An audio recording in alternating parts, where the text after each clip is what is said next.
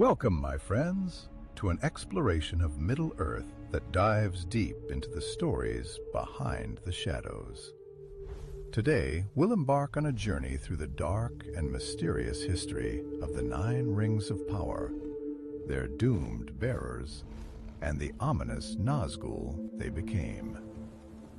Drawing directly from Tolkien's legendary works like The Lord of the Rings, The Silmarillion, and Unfinished Tales, this is not just a story. It's a glimpse into the soul of Middle-earth, where glory and tragedy walk hand in hand. From the whispers of Númenórean lords who reached for greatness to the haunting cries of the Ringwraiths that echo across the ages, each tale we uncover is a thread in the grand tapestry woven by J.R.R. Tolkien.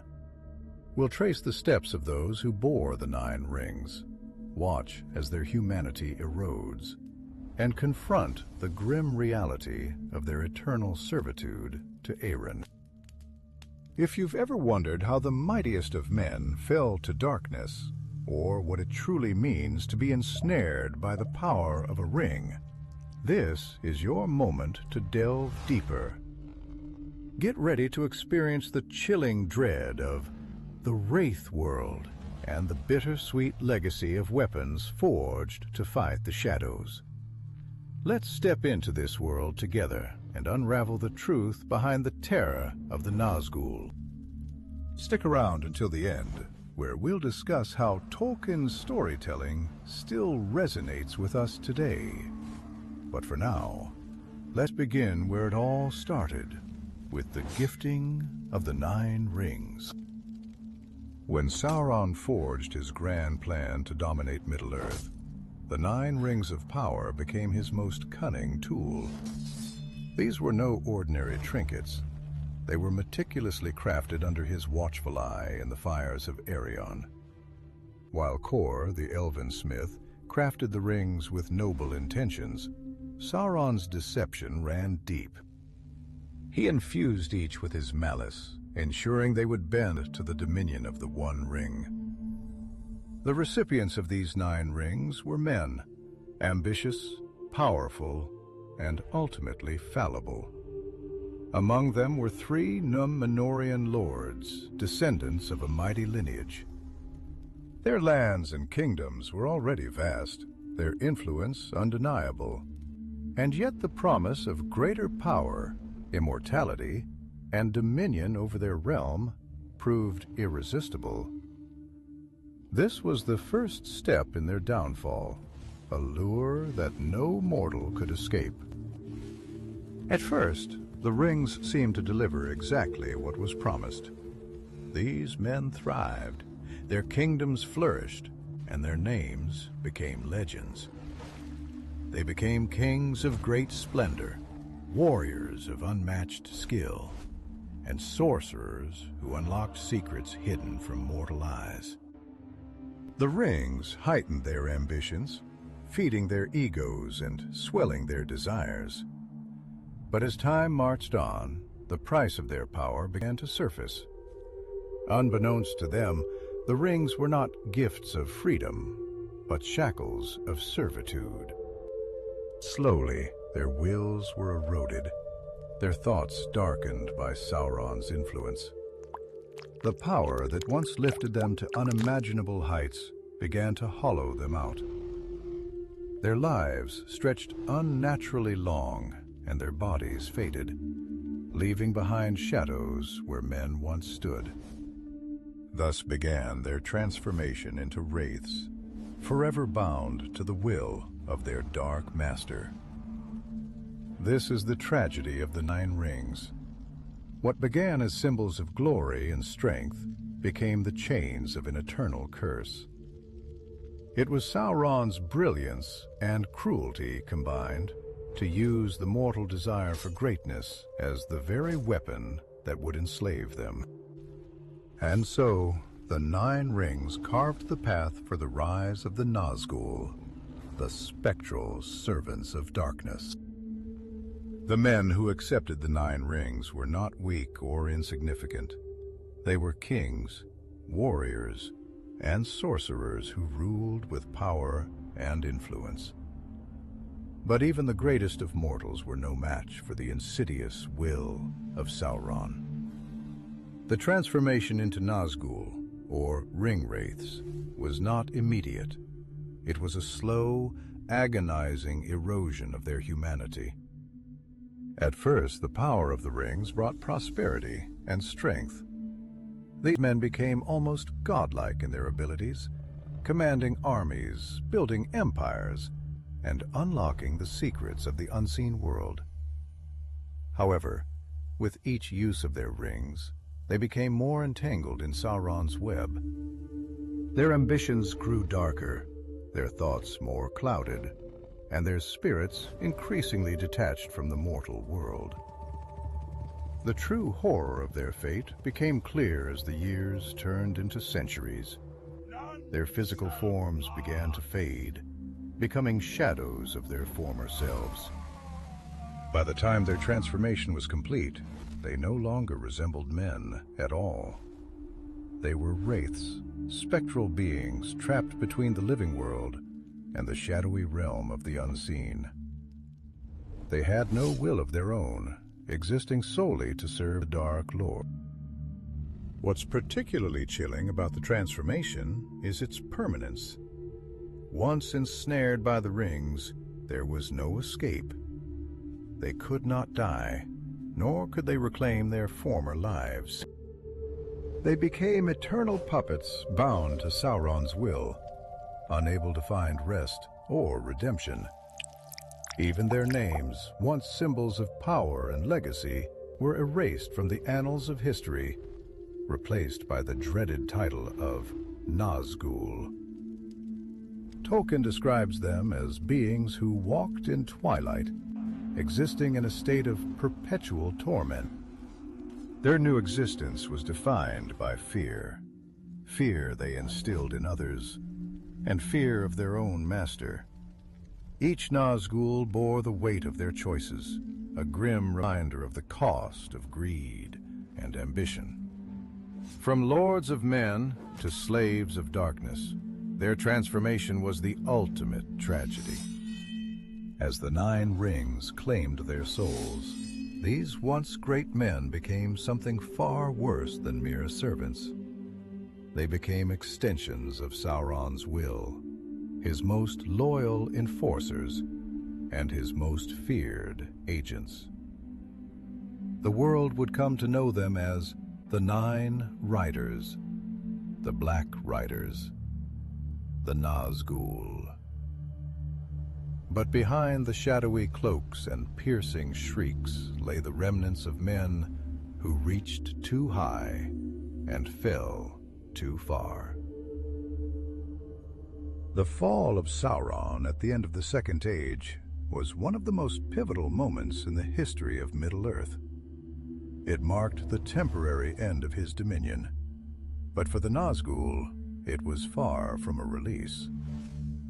When Sauron was defeated on the slopes of Mount Doom and the One Ring was taken by Isildur, the Nazgûl, now fully enslaved to the power of the ring, were left in a state of limbo. Without the presence of the One Ring, the Nazgûl lost their ability to maintain physical form. They became formless wraiths lingering in the shadows, unable to act without the guidance of their master. For a time, Middle-earth knew a fragile peace. But those who understood the true nature of the Nazgûl knew that their absence was not a sign of their end, but a prelude to their return. Even in his disembodied state, Sauron's will endured. The Nazgûl, bound irrevocably to him, waited for the time when his power would rise again. Their loyalty was unshakable, not because of choice, but because the rings they bore had consumed their very essence.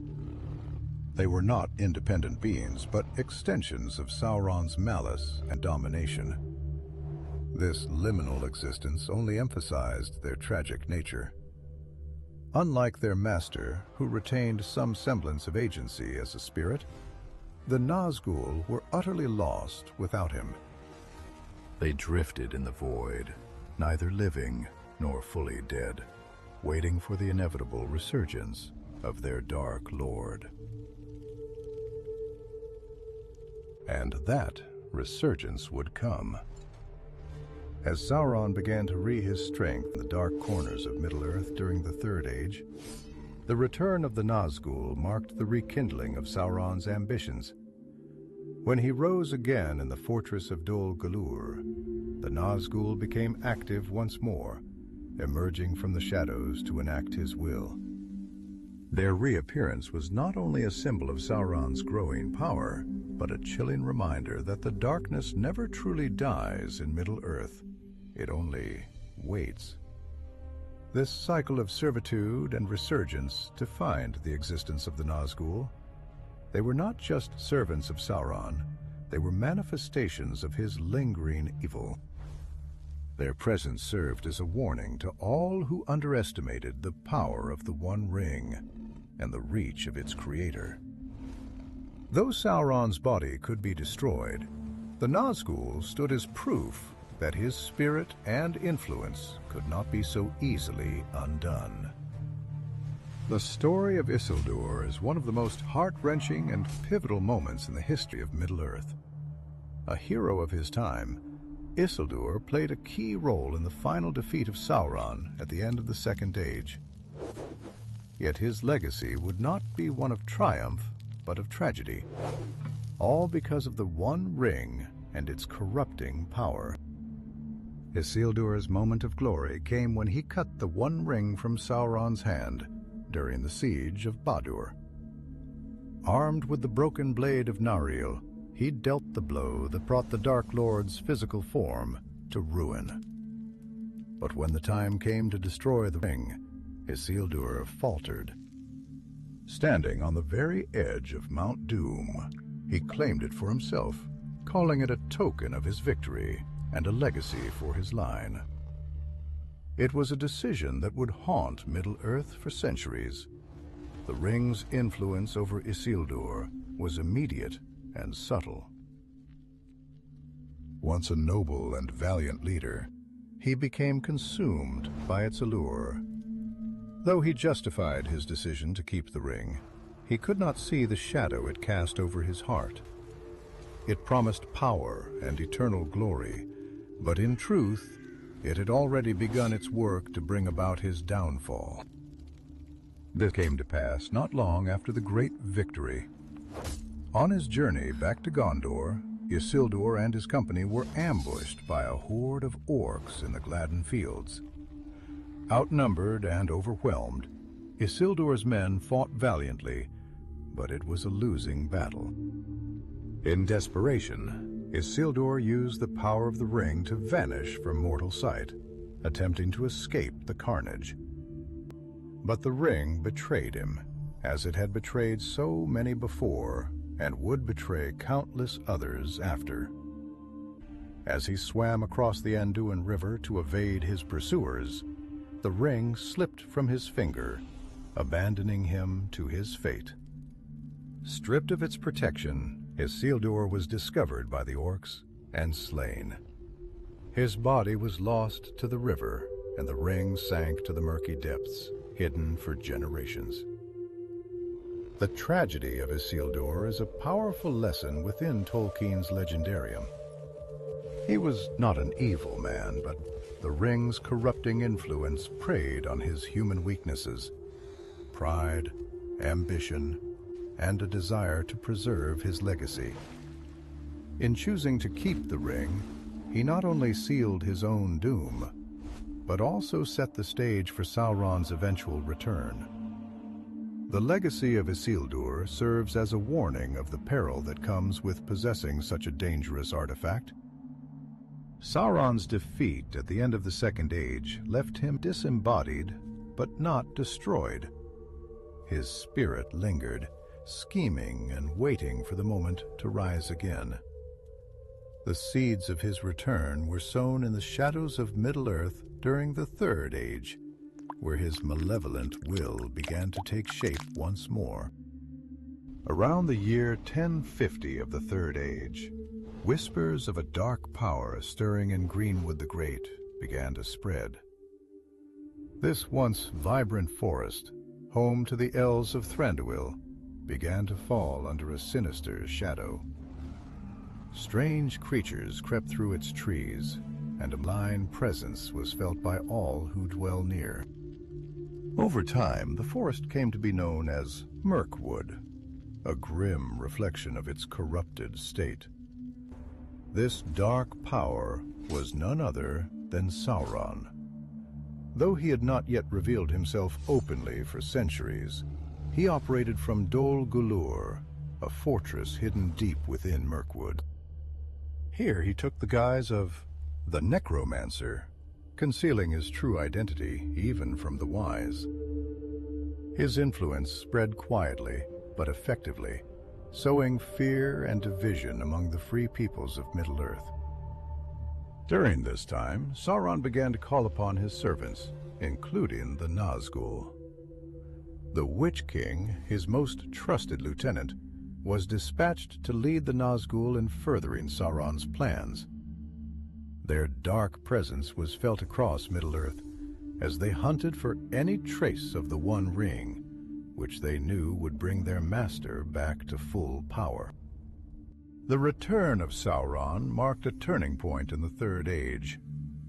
Though he was weaker than before, his malice and cunning were undiminished. He manipulated events from the shadows, stoking the fires of conflict and turning the hearts of men against each other. His influence even reached kingdoms like Gondor and Rohan, eroding their strength from within. Sauron's resurgence in Dol Guldur did not go unnoticed by the wise. The White Council, led by Saruman, Galadriel, Elrond, and Gandalf, debated the growing threat. Gandalf himself ventured into Dol Guldur and confirmed that the shadow in the forest was indeed Sauron. Yet, even with this knowledge, the road to confronting him was fraught with division, as Saruman secretly sought the ring for himself. The return of Sauron was a slow and insidious process, mirroring the gradual corruption he spread through the Nine Rings and the Nazgûl. By the time his full strength was revealed, it was almost too late to stop him.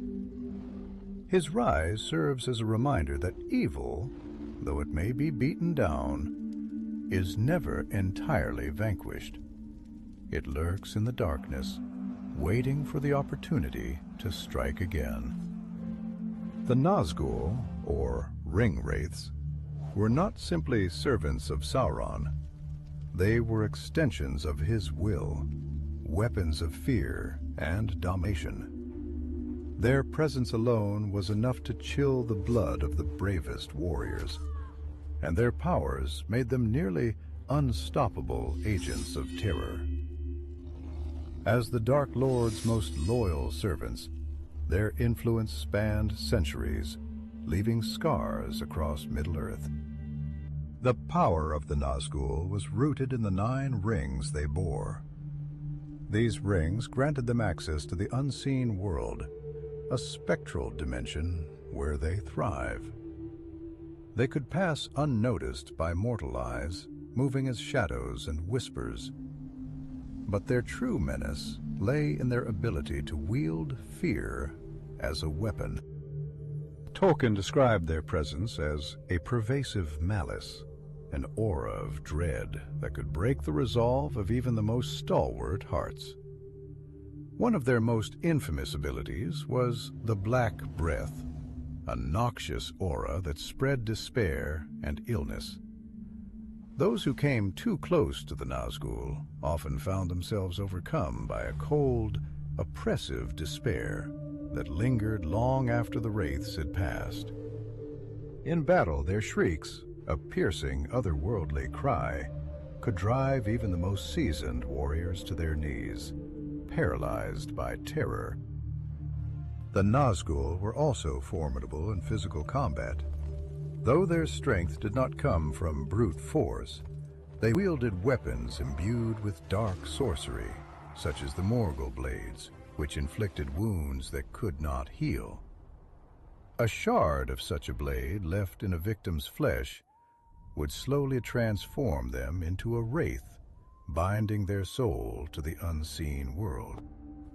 This made even the smallest scratch from their weapons of fate worse than death. Despite their spectral nature, the Nazgûl were not invincible. Certain weapons, like the Barrow-blades forged with ancient enchantments, could harm them. Their greatest vulnerability, however, was their reliance on the One Ring. Without Sauron's guidance and the power of the ring, they were significantly weakened, their physical forms dissolving into the shadows from which they came. The Nazgûl's power was not just a tool of war, but a psychological weapon. They represented the inevitability of Sauron's dominion, a constant reminder that resistance was futile. Whether hunting for the One Ring or leading army into battle, their presence turned the tide of events in Middle-earth, leaving an indelible mark on its history. The Witch-king of Angmar, leader of the Nazgûl, stood as Sauron's most formidable lieutenant. Among the 9 wraiths, he was the most powerful and feared, wielding weapons and sorcery that struck terror into the hearts of all who opposed him. His rise to infamy and the dread he inspired made him one of Middle-earth's most iconic figures of evil. The Witch-king's weapons were extensions of his malice. His most infamous tool was the Morgul-blade, a cursed weapon designed to inflict wounds that could never fully heal. When Frodo was stabbed with this blade on Weathertop, a shard of the weapon remained lodged in his body, threatening to pull him into the Wraith world.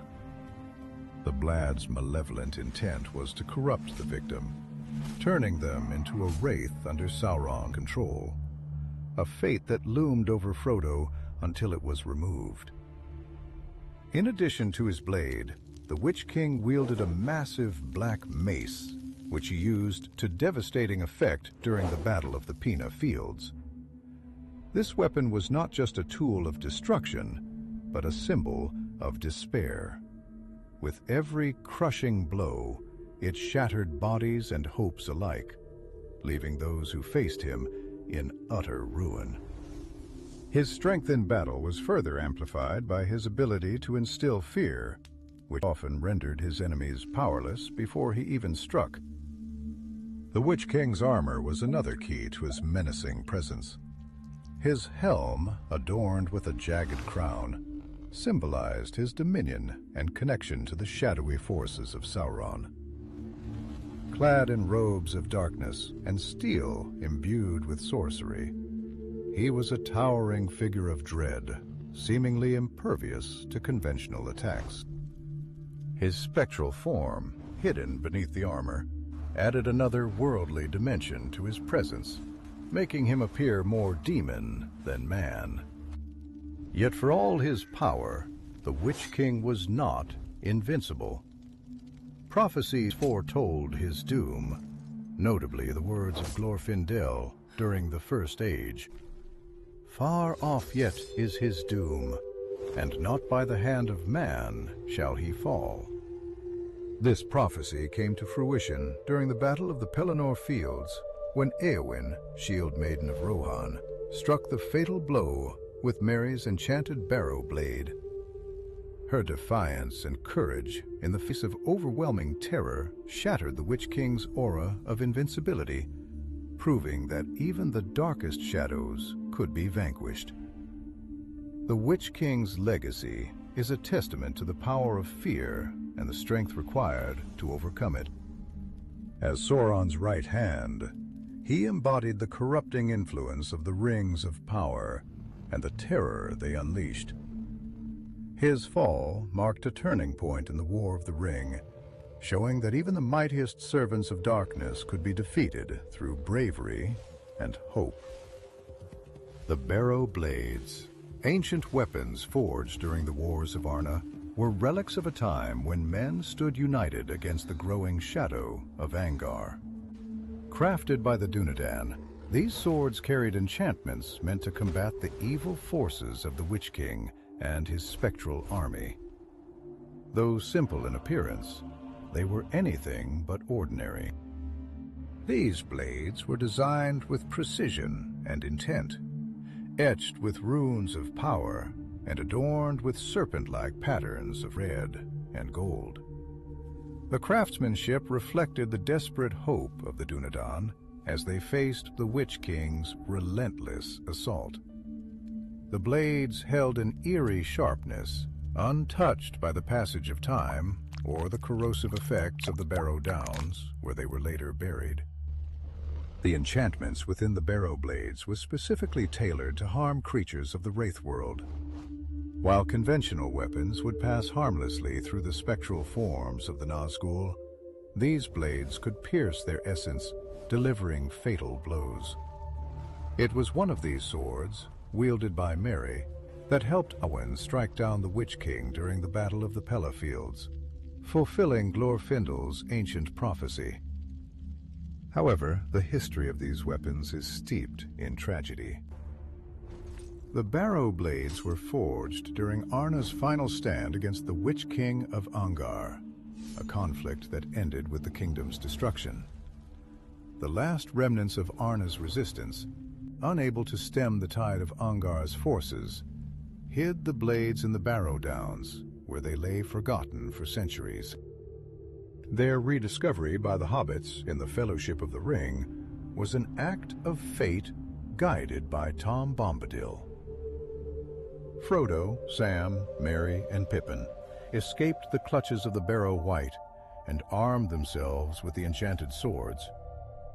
Though the hobbits did not realize the full significance of their find, these weapons would play a pivotal role in the war to come, especially in the battle against the Nazgûl. The legacy of the Barrow-blades is a poignant reminder of the courage and ingenuity of the Dúnedain. Even in their darkest hour, they forged weapons capable of combating the shadow. Their story served as a symbol of resistance, hope, and the enduring spirit of Middle-earth's free peoples, proving that even the smallest tools can make a difference in the fight against overwhelming darkness. The Nazgûl were beings who existed in two realms simultaneously, the mortal world and the wraith world. This spectral plane, also known as the Unseen, was a twisted, shadowy dimension where the rules of time and space were distorted. It was here that the Nazgûl thrived, their power and malice amplified by their connection to the 9 rings and the One Ring. The wraith world was not easily visible to mortals. Only those who bore rings of power, like Frodo when he wore the One Ring, could see its true nature. In this spectral dimension, the Nazgûl appeared in their full, terrifying form. No longer cloaked in black robes, they were revealed as pale, corpse-like figures, their hair ash-white and their eyes gleaming with cruel malice. They seemed to radiate an aura of death, embodying the decay and corruption of their existence. For the Nazgûl, the wraith world was not just a place of power, but also their prison.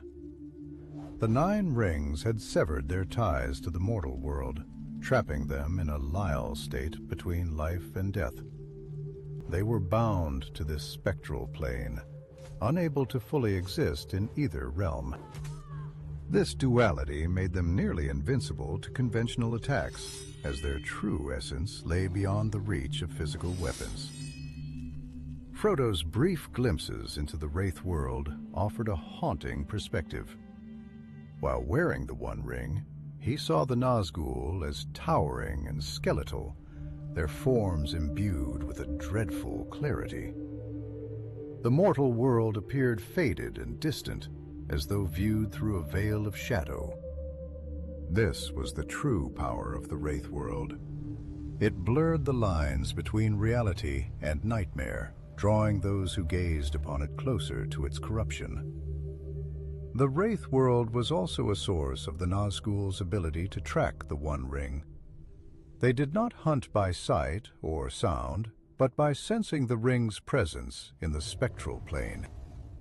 To them, the bearer of the ring shone like a beacon, impossible to hide from their relentless pursuit. This connection to the ring made them Sauron's most effective agents, capable of traversing great distances and instilling fear wherever they went. The Wraith world's oppressive nature was a reflection of the Nazgûl's existence, eternal, hollow, and dominated by Sauron's will. It was a place where light faltered, hope withered, and fear reigned supreme. For those who encountered it, the Wraith world was a harrowing glimpse into the full extent of Sauron's power, a reminder of the dangers posed by the Rings of Power and the shadow they cast over Middle-earth. The fall of Caelin, one of the Dúnedain kingdoms in the north, marked the tragic end of an era. It was during the wars against the Witch-king of Angmar that this once proud realm met its demise. The kingdom, once vibrant and strong, was reduced to ruins, leaving behind relics of its defiance, most notably the Barrow-blades. Caelin was a bastion of resistance against Angmar's growing shadow. Its people, descendants of Numor, were skilled in both combat and craftsmanship. The Barrow-blades forged during these desperate times were imbued with enchantments specifically designed to combat the Witch-king and his spectral minions. These weapons were the embodiment of hope in a time of despair, their steel etched with runes of protection and defiance. Despite their valiant efforts, the forces of Caelin could not withstand the might of Angmar. The Witch-king's relentless assaults, coupled with treachery and dwindling numbers, led to the kingdom's collapse. Its lands were despoiled, its keeps reduced to rubble, and its people either slaughtered or scattered. The Barrow-blades, symbols of their resistance, were buried alongside the last of Caelin's warriors in the Barrow Downs, their legacy left to slumber beneath the earth. The blades rested in the tombs for centuries, forgotten by all but a few. When the hobbits stumbled upon the Barrow Downs in the Fellowship of the Ring, they unknowingly unearthed a piece of this lost history. Saved from the Barrow Wight by Tom Bombadil, they were gifted the swords, each perfectly preserved despite the passage of time. Though the hobbits did not understand the significance of their find, the blades would prove essential in the battles to come. The legacy of the Barrow-blades came full circle during the Battle of the Pellow Fields.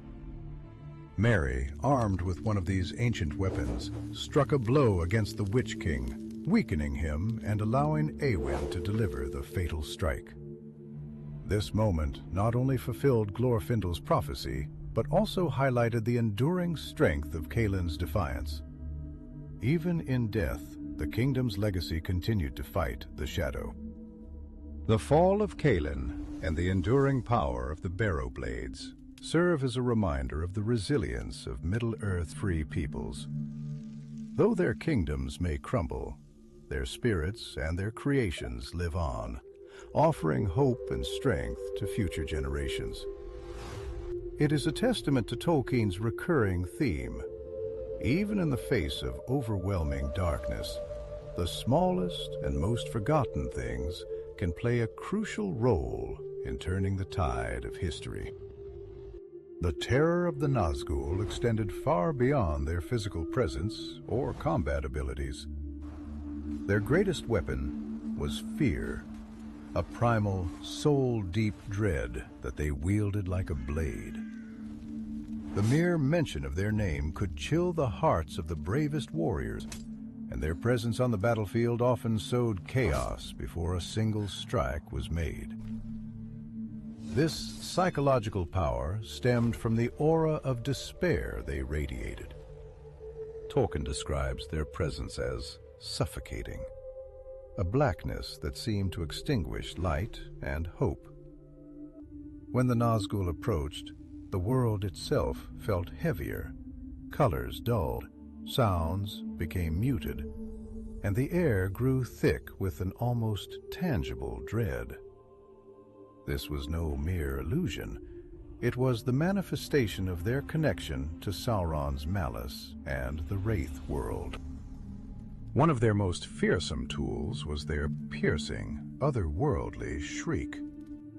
The sound was unnatural, a wail that cut through the air like a blade, freezing the blood of those who heard it.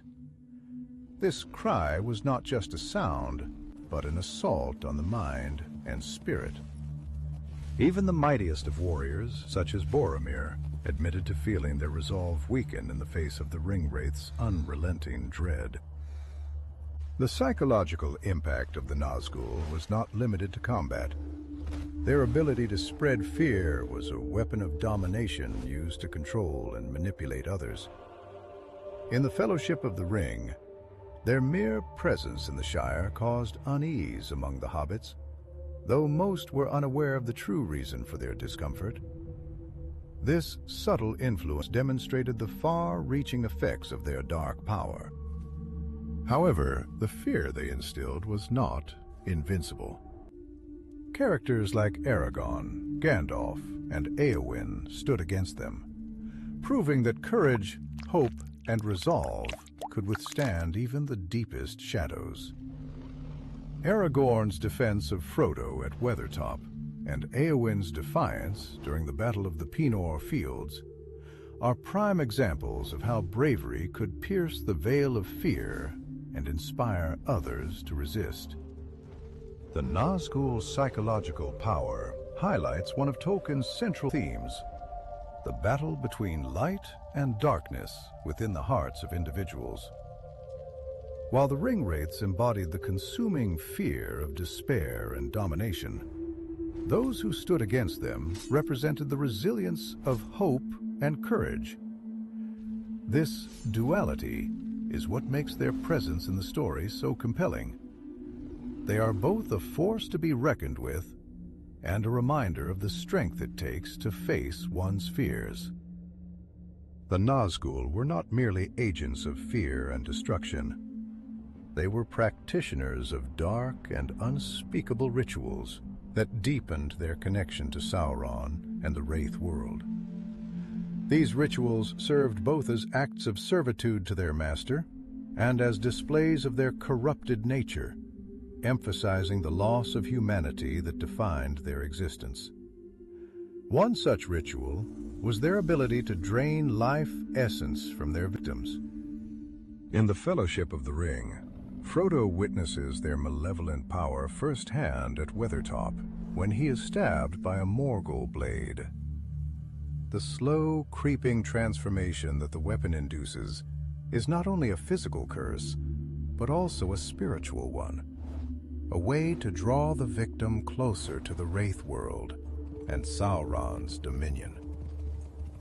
The Nazgûl also demonstrated a macabre cruelty in their treatment of captives. Stories from the Third Age tell of their ability to instill terror in their prisoners, not merely through physical torment, but by stripping them of their will to resist.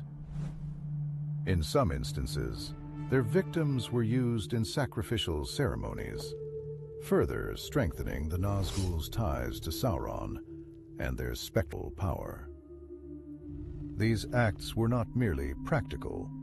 They were psychological weapons designed to spread dread among the living. At Dol Guldur, the fortress where Sauron first began his return during the Third Age, the Nazgûl were known to perform rites that deepened the corruption of the land itself.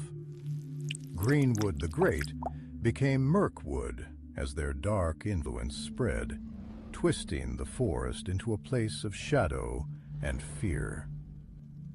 These rituals, shrouded in mystery, emphasized their role not just as hunters, but as harbingers of Sauron's growing power. One of the most chilling accounts of their dark practices comes from the War of the Ring, where their use of the Black Breath, the toxic aura they carried, laid waste to armies and strongholds. Those who survived exposure to the Black Breath were left in a state of despair, unable to recover their strength or spirit.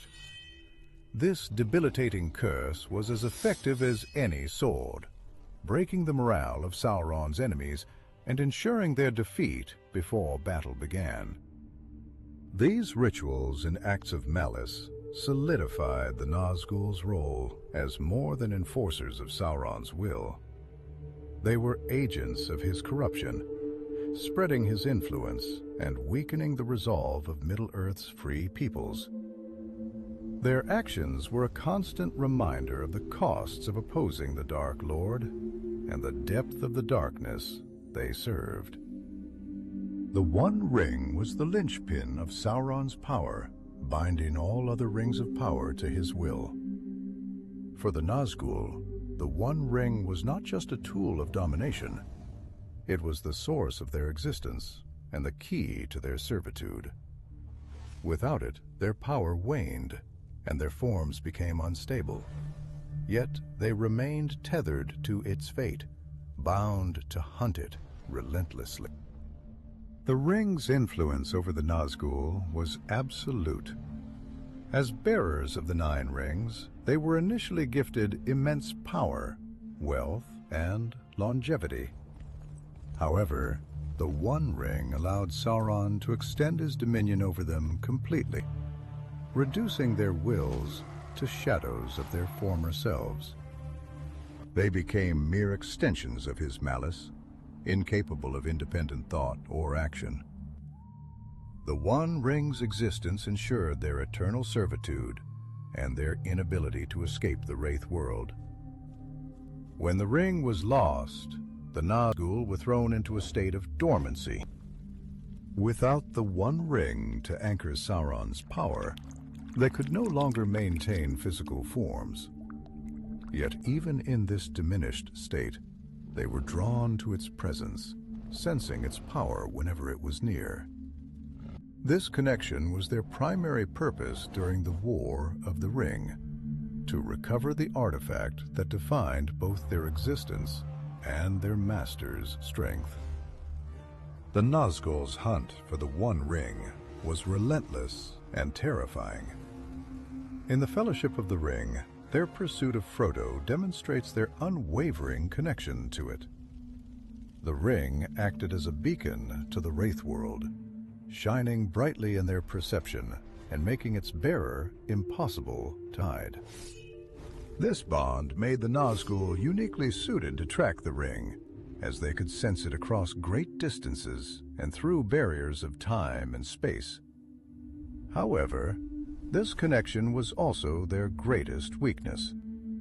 The destruction of the One Ring would mean not only the end of Sauron, but the unraveling of the Nazgûl themselves. As the ring carried their master's essence, its destruction would sever their link to the mortal world, leaving them as nothing more than fading shadows. This ultimate vulnerability was a testament to the ring's dual nature. It granted immense power, but at a cost no one could escape. The relationship between the Nazgûl and the One Ring is one of complete dependency. It underscores Tolkien's recurring theme of power's corrupting influence. The ring, which initially promised greatness to all who bore it, became the source of their downfall, binding them eternally to Sauron's will. For the Nazgûl, there was no redemption, no escape, and no purpose beyond their connection to this singular artifact of darkness. If you've enjoyed this exploration of Middle-earth's darkest corners, let us know your thoughts in the comments. What moments from the stories of the Nazgûl resonate with you the most?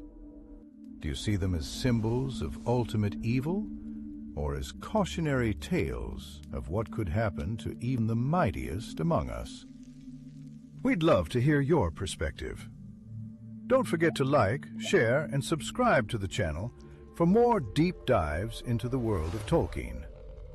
Whether it's the heroism of the free peoples or the haunting legacies of the fallen, we'll continue to explore the depths of this timeless legendarium. Until next time, may the light of Arundel guide you, and may the shadow of the Wraith world never fall upon your path.